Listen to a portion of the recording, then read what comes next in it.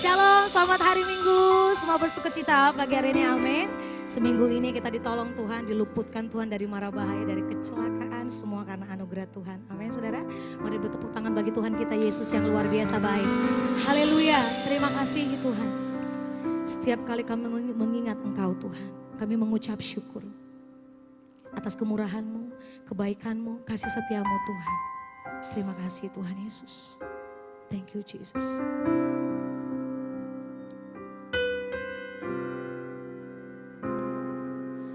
Jesus, God's righteousness revealed,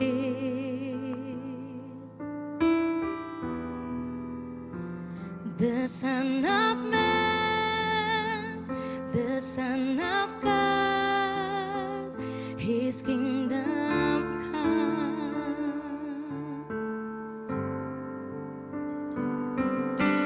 Jesus, redemption sacrifice,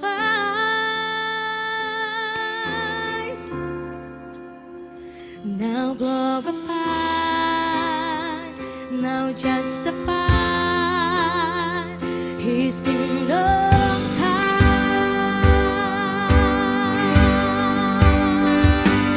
And His kingdom will overwhelm, and His soul we shall know no bounds, for the majesty and power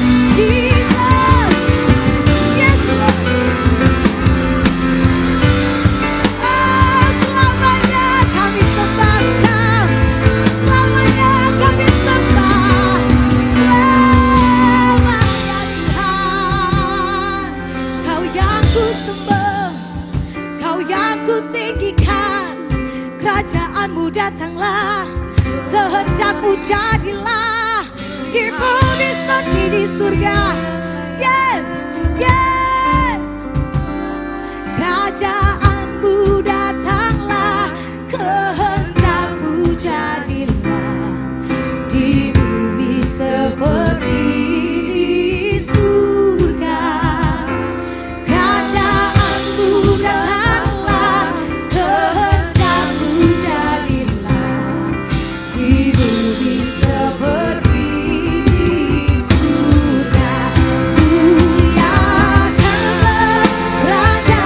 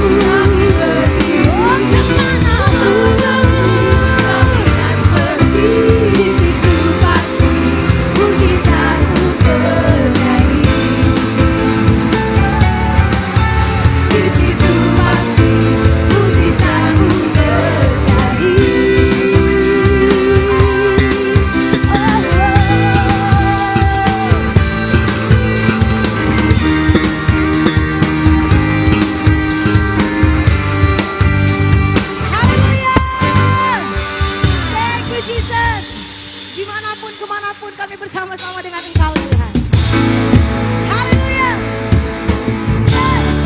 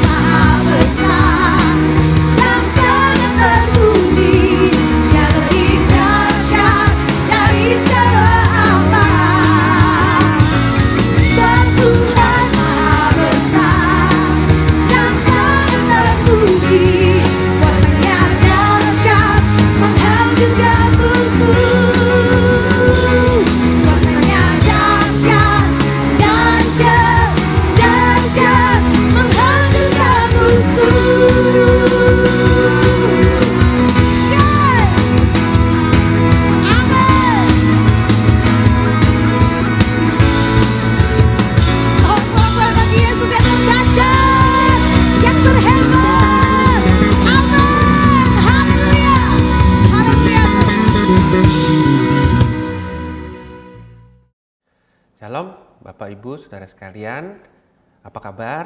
Saya percaya semua dalam keadaan baik dan kita selalu menjawabnya kalau ditanya apa kabar, kita selalu jawab luar biasa ya saudara, karena itu iman kita. Jadi secara iman kita percaya bahwa keadaan kita semua luar biasa. Jadi kalau saudara yang lagi sakit, saudara yang lagi pergumulan, saudara dengar firman Tuhan pada pagi hari ini, dari awal saudara langsung sudah terbangun. Dari apa? Saudara ucapkan. Ditanya apa kabar? Saudara jawab luar biasa gitu. Kalau perlu kenceng-kenceng saudara ya. Oke, kita mau belajar pada hari ini saudara di tema kita di bulan Oktober ini, yaitu Living as a Change Agent. Jadi hidup sebagai agen perubahan. Nah, sebelum masuk saya ajak Bapak Ibu Saudara sekalian, mari kita satu dalam doa. Tuhan Yesus, kami ucap syukur buat pemeliharaan Tuhan yang sempurna bagi setiap kami Tuhan. Terima kasih Tuhan kalau pada hari ini kami dalam keadaan baik, kami bisa mendengarkan firman Tuhan. Kami bersyukur Tuhan buat waktu-waktu ini Tuhan, di mana kami boleh menikmati firman-Mu Tuhan. Kami mau berjumpa dengan Engkau lewat firman-Mu pada hari ini Tuhan. Terima kasih Tuhan, kami mengucap syukur. Kami mau siapkan hati kami yang terbaik Tuhan. Kami mau siapkan waktu kami yang terbaik untuk kami mau duduk di bawah kaki-Mu Tuhan untuk mendengarkan firman-Mu.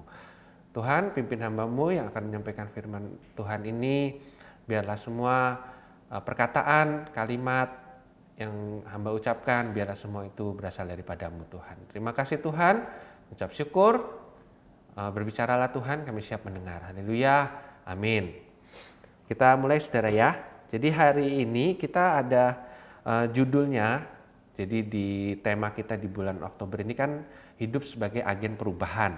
Nah, khusus minggu ini kita akan berbicara tentang satu judul, yaitu taking action.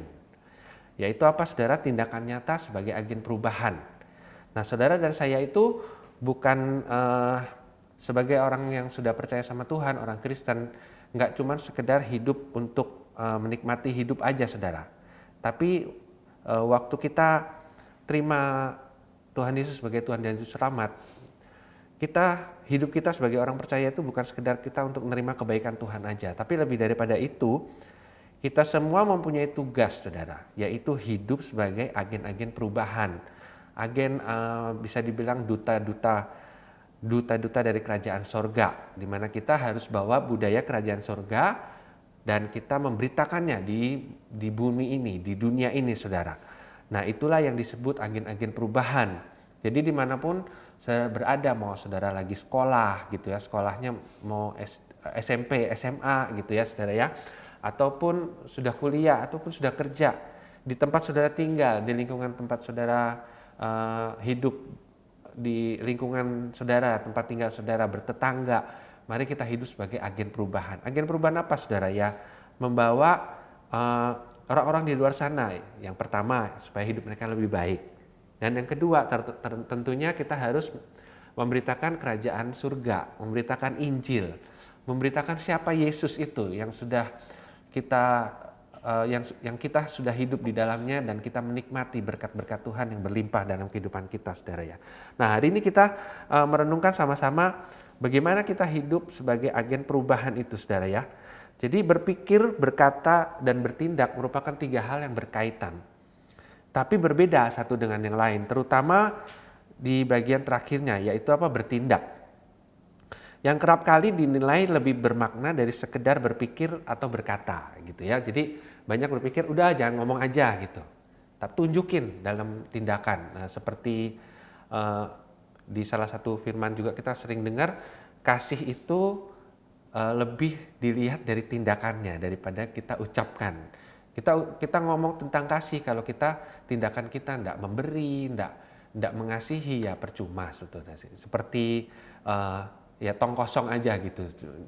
Kalau peribahasa itu tong kosong nyaring bunyinya itu saudara ya. Nah, sampai makanya ada istilah kalau saudara sering dengar tuh NATO gitu ya. NATO itu bukan organisasi dunia, tapi no action talk only gitu ya. Jadi ngomong tok gitu ya, bahasa Surabaya itu ngomong tok gitu ya. Wis jangan kebanyakan cangkem gitu kalau tunjukin lewat tindakan. Nah, itu saudara ya. Jadi bertindak itu lebih aksi itu lebih lebih powerful gitu dari sekedar kata-kata saudara ya. Kita baca dulu nats Alkitabnya saudara ya. Nats Alkitabnya di Kisah Para Rasul 20 ayat yang ke-24, saya bacakan buat saudara. Kita baca aja sama-sama saudara ya, bersuara 1, 2, 3. Tetapi aku tidak menghiraukan nyawaku sedikit pun, asal saja aku dapat mencapai garis akhir dan menyelesaikan pelayanan yang ditugaskan oleh Tuhan Yesus kepadaku untuk memberi kesaksian tentang Injil kasih karunia Allah. Di terjemahan yang lain saudara, saya ambilkan buat saudara itu di Kisah sama ayatnya, tapi dari terjemahan yang lain, yaitu terjemahan firman Allah yang hidup. Ini lebih mirip dengan yang tadi di halaman pertama itu saudara, kalau saudara lihat di slide saya, itu diambil dari New Living Translation bahasa Inggris itu saudara ya. Itu bunyinya gini, but my life is worth nothing to me unless I use it for finishing the work assigned me by the Lord Jesus. The work of telling others the good news about the wonderful grace of God. Nah itu kalau firman Allah yang hidup itu, terjemahan itu lebih mirip saudara. Seperti ini bunyinya. Tetapi apalah arti hidup saya ini jika saya tidak melaksanakan pekerjaan yang ditugaskan kepada saya oleh siapa? Tuhan Yesus. Yaitu mengabarkan berita kesukaan mengenai kasih dan kebaikan Allah yang maha besar gitu saudara. Jadi dari situ Rasul Paulus ngasih tahu nih gini, hidup kita ini saudara dan saya itu nggak ada artinya sebenarnya kalau cuma sekedar terima aja dari Tuhan gitu ya.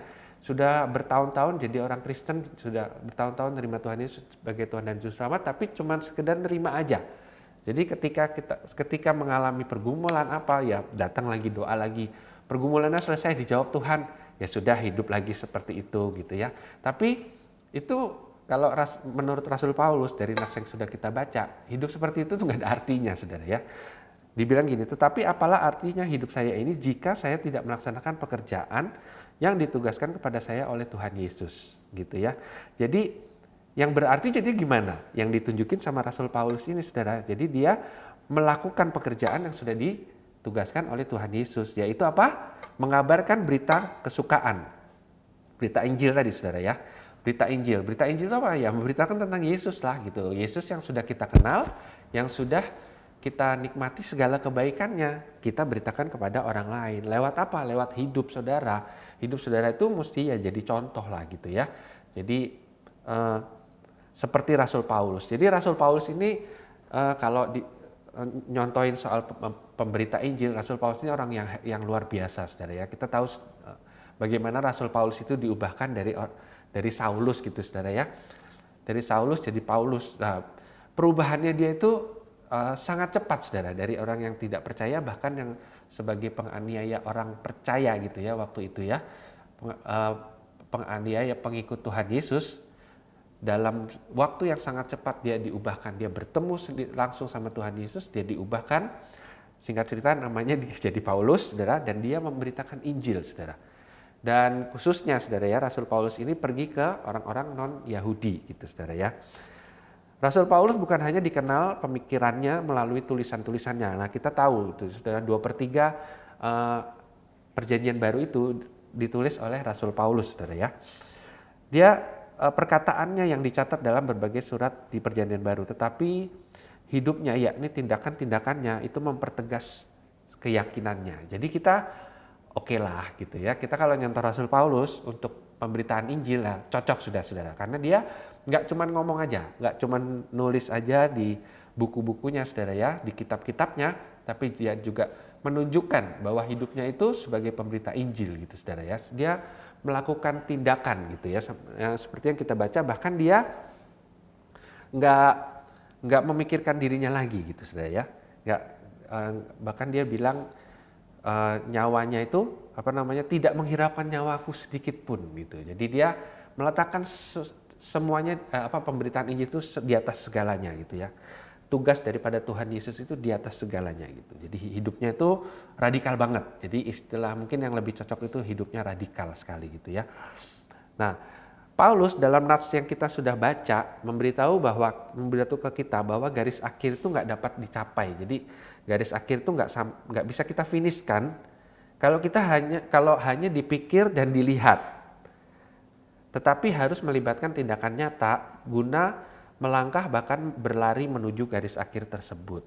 Kalau kita ke mana saudara ke ibadah penghiburan gitu saudara, ada kematian misalnya ya saudara ya. Ayat yang sering kita dengar itu salah satunya di ayatnya itu juga ada di Ibrani 12 ayat 1. Karena kita mempunyai banyak saksi bagaikan awan yang mengelilingi kita, marilah kita menanggalkan semua beban dan dosa yang begitu merintangi kita dan berlomba dengan tekun dalam perlombaan yang diwajibkan bagi kita. Nah kalau di ibadah kematian kita sering dengar kan, telah mengakhiri pertandingan iman gitu kan. Nah ini ternyata saudara ya, dari ayat yang Ibrani 12 ayat 1 juga kita bisa lihat bahwa hidup kita di dalam Tuhan itu seperti kita hidup dalam perlombaan, saudara. Jadi perlombaan yang harus kita selesaikan gitu. Jadi bukan cuma sekedar kita seperti anak yang didaftarkan dengan terpaksa gitu ya. Udah kamu ikut lomba aja gitu. Nanti di lomba itu dia selesai nggak selesai, yang penting saya udah ikut lomba. Enggak, saudara. Tapi kalau seperti Nats yang sudah diajarkan, yang sudah kita baca tadi, yang tulisannya Rasul Paulus, dia ngajarin bahwa garis akhir itu kita mesti capai gitu, saudara. Jadi kita mesti lihat tuh ujungnya tuh mana gitu, saudara. Dan itu yang mesti kita selesaikan gitu. Dan Paulus juga nambahkan, dikatakan bahwa ia menyelesaikan pelayanan yang ditugaskan kepadanya. Jadi Paulus bukan hanya memulai, tapi dia juga menyelesaikannya, saudara ya. Ini saudara ayatnya yang tadi kalau misalnya kita datang ke ibadah penghiburan nih, 2 Timotius 4 ayat 7, saudara ya. Saya bacakannya. Aku telah mengakhiri pertandingan yang baik. Aku telah mencapai garis akhir dan aku telah memelihara iman. Ini loh saudara. Ini yang ini terakhir ini harus sampai akhir, kita tetap harus finish gitu saudara. Finishnya dengan catatan memelihara iman itu saudara ya. Memelihara iman itu saudara. Jadi saya sambil waktu mempersiapkan bahan ini, saya coba ya kalau pertandingan itu inspirasi apa gitu ya. Saya coba ketik yang pelari saudara ya. Teringat saya nemu gitu saudara ya di satu pelari saudara ya, namanya Derek Redmond. Mungkin saudara nanti bisa buka YouTube aja ya. Atau googling lah. Derek Redmond ini atlet Inggris yang berpartisipasi dalam Olimpiade 1992 di Barcelona. Saudara kalau nonton YouTube-nya itu menginspirasi saudara ya, pengen nangis rasanya gitu. Kenapa saudara? Waktu semifinal 400 meter dia lari gitu ya. Waktu 150 meter pertama lari kencang saudara. Normal, segala sesuatu berjalan dengan baik. Begitu sampai di titik 150 meter dia hamstring, nggak tahu hamstring itu sebagian dari otot gitu, itu robek saudara. Dan dia kesakitan betul. Sampai dia harus berhenti, harus berlutut dan ya nangis lah ya, karena satu capek, terus yang kedua dia mulai seperti hilang harapan. Waduh, masih 250 meter lagi, kaki saya udah nggak bisa ini lanjut gitu ya. Jadi dia nangis dan kesakitannya luar biasa. Jadi dia berhenti. Nah, ketika tandu itu saudara ya, tim mediknya itu datang bawa tandu. Dia punya pikiran. Nah, saya harus memutuskan, saya harus menyelesaikan pertandingan atau saya berhenti. Gitu. Kalau saya berhenti berarti ya udah, berarti kan dia nggak selesai pertandingannya gitu kan. Tapi kalau lanjut ya nggak menang juga kan gitu. Tapi dia bertekad, dia mau menyelesaikan pertandingan. Jadi dia waktu tandu itu sudah dekat saudara ya, tim mediknya sudah dekat, dia langsung berdiri dengan kesakitannya, dia bertatih-tatih, dia coba maju terus gitu, sambil pincang-pincang dia terus lari gitu saudara ya. Tentunya nggak lari cepat karena sakit kan saudara ya. Tapi dia paksain. Untuk apa? Demi menyelesaikan pertandingan itu, saudara. Demi menyelesaikan pertandingan itu. Dan dengan bantuan dari ayahnya, dia berhasil menyelesaikan 1 putaran penuh. Jadi 250 meter itu dia lakukan dengan kesakitan, saudara. Dibantu ayahnya gitu ya, bapaknya bantuin gitu. Saudara kalau nonton itu ya inspiring banget lah, saudara ya. Saudara boleh nonton lah, cari aja di YouTube Derek Redmond, pasti ntar keluar saudara. Begitu menyelesaikan sampai di finish, tentu aja nggak menang kan, semua udah masuk karena kan cepat. Kalau yang dia kan nggak bisa cepat gitu, tapi penonton memberikan tepuk tangan sangat meriah, lebih daripada yang juara 1 saudara. Dia nggak menyelesaikan balapan secara resmi gitu, maksudnya nggak resmi itu gimana? Ya nggak menang lah gitu saudara ya, istilahnya nggak menang, tapi tekad Redmond untuk menyelesaikan balapan meskipun cedera telah membuatnya menjadi inspirasi bagi banyak orang.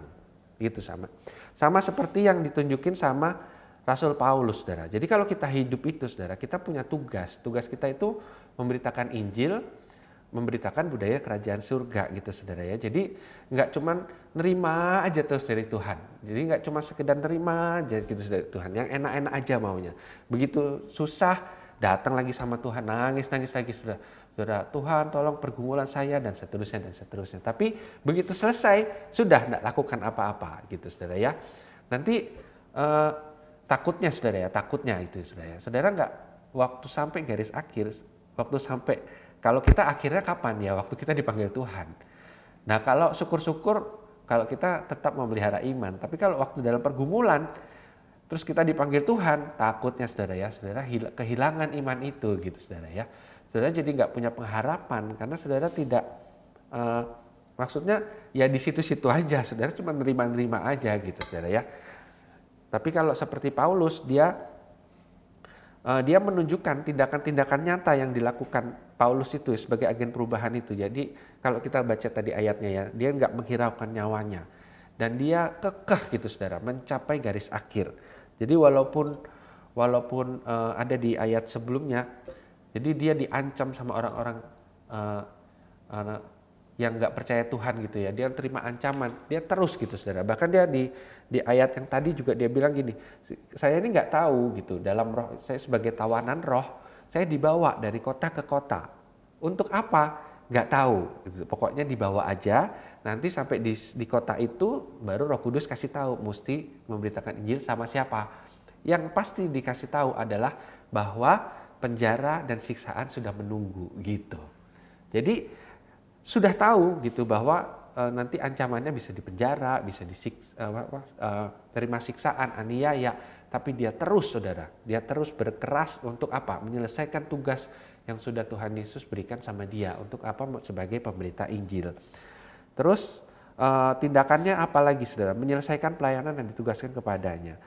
Tindakannya yang nyata apa lagi saudara Rasul Paulus, yaitu memberi kesaksian tentang Injil kasih karunia Allah saudara ya. Oke, ada tiga motor atau tiga penggerak yang perlu kita ketahui sebagai supaya kita jadi agen perubahan gitu saudara. Apa saja itu? Nah ini saya selesai di sini. 3 hal aja saudara, nggak panjang-panjang. Yang pertama, kita ini mesti digerakkan oleh kasih Allah. Di ayat tadi saudara, Kisah Para Rasul 20 ayat yang ke-24 dan 19, bisa kita lihat di sana, saya bacakan ya. Saya bacakan ulang. Tetapi aku tidak menghiraukan nyawaku sedikit pun, asal saja aku dapat mencapai garis akhir dan menyelesaikan pelayanan yang ditugaskan oleh Tuhan Yesus kepadaku untuk apa? Memberi kesaksian tentang Injil kasih karunia Allah. Di ayat 19 bilang gini saudara, dengan segala rendah hati aku melayani Tuhan. Dalam pelayanan itu aku banyak mencucurkan air mata dan mengalami banyak pencobaan dari pihak orang Yahudi yang mau membunuh aku gitu saudara. Jadi ini nggak mungkin Rasul Paulus bisa lewatin itu semua kalau dia nggak digerakkan oleh kasih Allah. Jadi kasih Allah itu begitu membara dalam hati Paulus itu saudara ya. Jadi dia semua cobaan-cobaan gitu ya. Jadi tuduhan-tuduhan palsu gitu. Fitnahan-fitnahan dari orang-orang Yahudi. Bahkan di sini tulis dari pihak orang Yahudi yang mau membunuh aku. Coba sudah. Ancamannya itu ancaman mati loh saudara ya. Istilahnya gini, awas kamu memberitakan Injil ya, tak matiin kamu gitu, istilahnya gitu saudara. Jadi ancamannya itu ya hilang nyawa saudara. Tapi dia tetap lakukan terus tugas panggilannya itu. Kenapa? Karena ada kasih Allah dalam hatinya Paulus itu begitu membara gitu, begitu kuat saudara. Dan itu kita perlu sebagai agen perubahan itu, kalau kita menyelesaikan tugas yang diberikan sama Tuhan itu, kita perlu punya kasih Allah itu seperti Paulus itu saudara. Jadi begitu membara kasih Allah di dalam dirinya Paulus. Gitu begitu pula sama kita. Jadi gimana caranya supaya kita punya kasih Allah itu yang begitu membara ya, kita nikmati dulu gitu. Yang pertama, saudara sebenarnya harusnya sudah bisa membara karena hidup kita ini sudah ditebus oleh darah Yesus, gitu kan? Itu sudah kasih yang paling top sudah saudara, kasih yang paling kuat gitu saudara. Karena nggak ada kasih yang lebih besar daripada seorang bapak yang memberikan anaknya untuk menebus saudara dan saya gitu saudara ya. Jadi itu mestinya kasih yang paling besar gitu saudara ya. Belum lagi terhadap berkat-berkat yang Tuhan sudah berikan bagi kita. Jadi harusnya kita ini sangat diberkati saudara. Jadi gak usah khawatir lah akan apapun juga. Jadi apa namanya? Harusnya kita kasih Allah itu kuat dalam kehidupan kita. Harus segala tantangan itu mestinya nggak ada efeknya lah gitu dalam kehidupan kita, karena kita sudah nikmatin semuanya gitu. Oke, yang pertama jadi apa? Kita mesti digerakkan oleh kasih Allah. Ada satu ayat lagi saudara, kita baca ya. Karena kami telah mengerti bahwa jika satu orang sudah mati untuk semua orang, maka mereka semua sudah mati.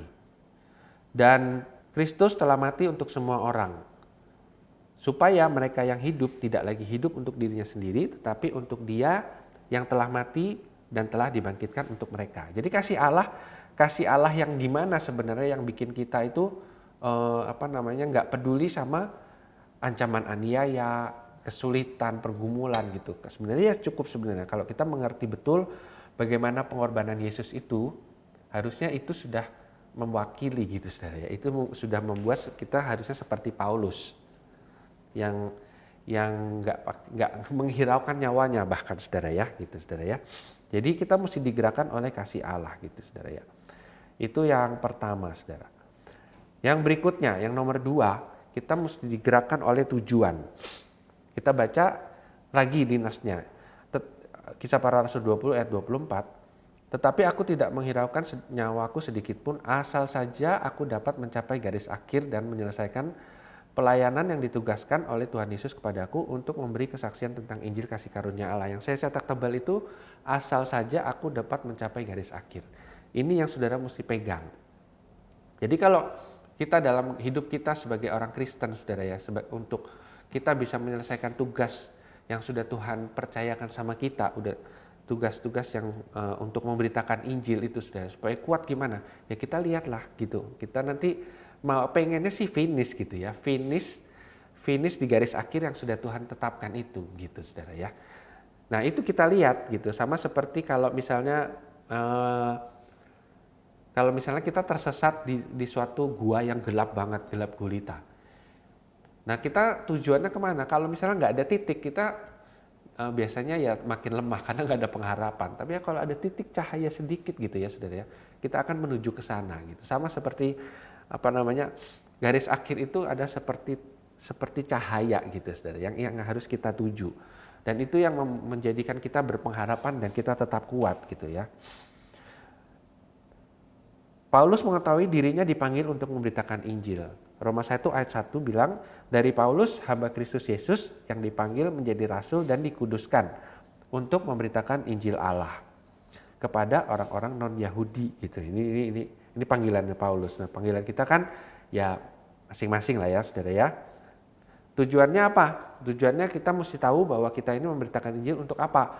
Untuk menjangkau sebanyak mungkin orang gitu saudara ya, dan berupaya memimpin setiap orang untuk percaya kepada satu-satunya Allah yang benar, yakni siapa? Yesus Kristus Tuhan. Supaya ya berpindah dari kegelapan kepada kebenarannya yang ajaib gitu saudara ya.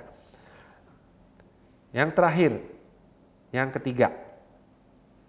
Oh sebentar, satu ayat lagi saudara. Karena kita mempunyai banyak saksi, bagaikan awan yang mengelilingi kita, marilah kita menanggalkan semua beban dan dosa yang begitu merintangi kita dan berlomba dengan tekun dalam perlombaan yang diwajibkan bagi kita. Jadi kita mesti digerakkan tujuan itu. Kita semua wajib hidup dalam perlombaan yang diwajibkan bagi kita. Tadi di ilustrasi tadi Derek Redmond itu ada tagnya gini, it's not always about winning gitu, but it is about finishing the race. Jadi harus finish gitu, jangan sampai terdistract, jangan sampai nggak finish gitu. Jadi fokus aja untuk menyelesaikan pertandingan gitu. Saudara juga mesti punya visinya yang dituju apa ya? Garis akhir itu saudara ya, menjalani hidup tidak sekedar mengalir dan menunggu dipanggil Tuhan aja gitu. Jadi harus diisi supaya jalannya benar gitu saudara ya. Oke, yang terakhir saudara, yang ketiga, kita harus digerakkan oleh teladan hidup Yesus gitu saudara. Filipi 2 ayat 8 bilang kayak gini. Dan dalam keadaannya sebagai manusia, ia telah merendahkan dirinya dan taat sampai mati, bahkan sampai mati di kayu salib. Jadi nggak ada yang bisa kita contoh untuk kita hidup dalam perlombaan yang diwajibkan bagi kita ini saudara ya, memberitakan Injil, tugas pelayanan dari Tuhan Yesus. Supaya kita kuat apa? Ya kita teladanin Yesus aja gitu saudara ya. Contohnya sudah ada gitu. Jadi Yesus aja dia taat sampai mati, bahkan sampai mati di kayu salib gitu saudara. Jadi seperti itu. Paulus sendiri di Nastaldi dibilang dan menyelesaikan pelayanan yang ditugaskan oleh Tuhan Yesus kepadaku gitu ya. Pokoknya intinya saudara mesti selesaikan semua tugas yang diberikan sama Tuhan Yesus. Sebuah teladan hidup dari Yesus dalam menuntaskan tugas yakni penebusan. Kalau Yesus tugasnya penebusan, saudara dan saya Paulus itu mempunyai tugas apa? Memberitakan Injil, memberitakan Yesus yang sudah mati bagi saudara dan saya. Jadi kita mesti punya mentalitas yang sama, yakni menyelesaikan pelayanan atau tugas yang diberikan kepada saudara dan saya. Nah, sebagai agen perubahan saudara ya, sebagai agen perubahan, kita nggak boleh berhenti sebagai status aja. Kita nggak boleh pegang itu cuma sebagai status. Saudara dan saya kalau ditanya apa itu agen perubahan gitu. Sudah gitu aja, tapi lebih ke agen, kalau status itu ada sama saudara dan saya itu lebih ke sebagai tanggung jawab. Tanggung jawab yang harus kita selesaikan itu saudara. Yaitu apa? Memberitakan Injil, memberitakan kematian Yesus, penebusan itu harus kita beritakan. Memberitakan apalagi budaya kerajaan surga itu mesti kita lakukan saudara ya. Itu kita mesti beritakan. Dan itu mesti kita nggak cuma sekedar omongin, ini saya juga nih yang lagi ngomong kayak gini, berarti saya juga harus melakukan tindakannya saudara. Jadi saya mesti jadi saksi, jadi terang di tempat saya bekerja gitu ya. Misalnya saya punya pegawai gitu ya, saya punya pegawai, berarti tugas saya adalah menjadi terang, menjadi garam, menjadi saksi buat mereka supaya mereka mengalami perubahan. Dan berikutnya yang saya sebelum nyampe itu adalah sampai mereka juga bertobat terima Yesus gitu ya. Dan itu juga masih saya gumuli, masih saya doakan gitu saudara ya. Dan kalau itu kita sadar, jadi kita hidupnya juga jadi nggak sembarangan. Kita ngomong nggak sembarangan, nggak maki-maki gitu saudara ya. Nggak misalnya nggak binatang-binatangin orang. Lah orang kok dibinatang-binatangin gitu saudara ya. Tapi kita menjadi terang dan lewat perkataan kita juga gitu supaya, dan tindakan kita juga tentunya ya. Seperti pegawai-pegawai saya tuh ya pasti mereka akan melihat kehidupan saya dalam berkeluarga, kehidupan saya dalam menanganin kehidupan saya kalau misalnya menghandle anak-anak saya gitu ya, karena kan ada pegawai saya yang sudah punya anak juga, mereka kan akan melihat gitu bagaimana nih orang Kristen ini ya, bapak ini kan orang Kristen gitu, gimana caranya menghandle problem dalam rumah tangga. Lebih lagi akan mereka lihat bagaimana menghandle misalnya ada problem lagi di pekerjaan gitu ya. Ya tentunya saya bukan malaikat juga gitu, masih ada kadang-kadang ya salah juga, ya marah ya ada gitu. Tapi saya kan harus hati-hati gitu saudara ya. Tindakan saya jadinya terbuka bagi mereka. Nah, terbuka apa sebagai Injil gitu. Karena mereka tahu saya kepingin gereja gitu. Jadi mestinya harusnya kita, itu tanggung jawab kita mesti hidupnya jadi benar gitu saudara ya. Tanggung jawab itu diwujudkan dalam tindakan yang nyata. Kalau kita ngomong kasih, berarti kita juga mesti menunjukkan kasih itu buat mereka juga gitu saudara ya. Nah, firman Tuhan yang udah kita dengar hari ini biarlah menjadi pengingat bagi kita semua, di mana tanggung jawab pribadi seseorang yang udah ditebus dan dimerdekakan oleh Injil kasih karunia Allah, agar melihat tempat di mana kita berada merupakan ladang misi kita. Jadi dimanapun saudara berada gitu. Jadi nggak ada yang kebetulan. Saudara tiba-tiba dikirim ke Balikpapan dari Jakarta misalnya, saudara pikir, waduh ini salah tempat ini saudara ya, gersang misalnya atau apa, panas, airnya mati terus misalnya gitu saudara ya, atau di sana macet, katanya di sini nggak macet, ternyata sekarang macet juga. Saudara mulai berpikir salah. Nggak ada yang salah saudara. Jadi tidak ada yang kebetulan. Semuanya Tuhan sudah atur. Nah ini ladang misi saudara. Tempat kantor saudara, tempat saudara berusaha, sekolah saudara, itu ladang misi kita. Jadi itu tanggung jawab kita sebagai seorang yang telah ditebus saudara ya. Untuk apa? Untuk dikerjakan. Jadi mari kita ambil tindakan nyata sebagai agen perubahan. Oke saudara, itu aja. Tuhan Yesus memberkati. Mari kita satu dalam doa. Tuhan Yesus mengucap syukur Tuhan, terima kasih sudah mengingatkan setiap kami melalui firman yang sudah kami dengar pada hari ini, bahwa kami ini semua adalah agen-agen perubahan Tuhan, duta-duta kerajaan Tuhan, di mana kami mempunyai tugas untuk memberitakan Injil kerajaan-Mu Tuhan, memberitakan Yesus, memberitakan penebusan itu Tuhan, sehingga mereka semua di tempat kami berada ini Tuhan, di lingkungan komunitas kami Tuhan yang belum mengenal Engkau, biar mereka semua boleh melihat Yesus yang hidup dalam kami Tuhan. Terima kasih Tuhan, kami mengucap syukur, biarlah semua firman yang udah kami dengar ini, kami berkomitmen kami boleh melakukannya Tuhan. Terima kasih Tuhan, mengucap syukur dalam nama Tuhan Yesus. Haleluya. Amin. Mari saudara kita doa syafaat, kita angkat tangan kita satu dalam doa. Tuhan Yesus, kami hari ini juga akan berdoa Tuhan bagi bangsa negara kami Tuhan. Kami terus Tuhan mengucapkan shalom Tuhan atas bangsa kami Tuhan. Kami memberkati bangsa kami ini Tuhan. Di bulan ini Tuhan, transisi pemerintahan Tuhan, kami percaya berjalan dengan lancar Tuhan.